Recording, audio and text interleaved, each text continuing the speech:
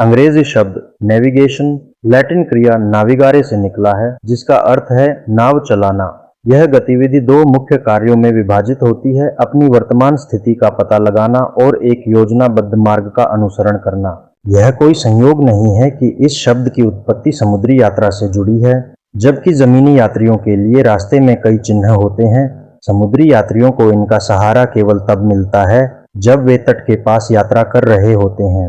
हाल के शोध के अनुसार मध्ययुगीन वाइकिंग नाविक समुद्र में नेविगेट करने के लिए एक विशेष क्रिस्टल पर निर्भर थे, आइसलैंड स्पार, जो कैल्साइट का एक पारदर्शी और द्विअक्षीय रूप है। इस गुण की वजह से वाइकिंग बादल भरे मौसम में भी सूर्य की स्थिति का पता लगा सकते थे, जो उनके देश में काफी सामान्य था। कंपास का संचालन पृथ्वी के चुंबकीय क्षेत्र की शक्ति पर आधारित होता है। कंपास का उपयोग चुंबकीय उत्तरी ध्रुव की दिशा निर्धारित करने के लिए किया जाता है।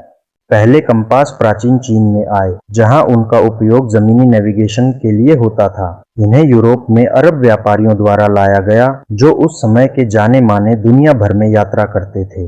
इन्हें यूरोप में उनके वर्तमान रूप में विकसित किया गया। क्वाड्रेंट का नाम उसके आकार से लिया गया, जो एक सर्कल का चौथाई भाग होता है।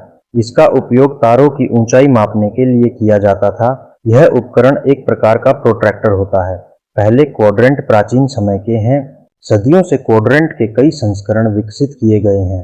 समुद्री नेविगेशन में उपयोग होने वाला क्वाड्रेंट ज्योमेट्रिक क्वाड्रेंट के नाम से जाना जाता है। नाविक इस उपकरण का उपयोग किसी भी स्थान की भौगोलिक अक्षांश को निर्धारित करने के लिए करते थे। एस्ट्रोलैब का उपयोग विभिन्न त्वरित खगोलीय गणनाओं को करने में होता है।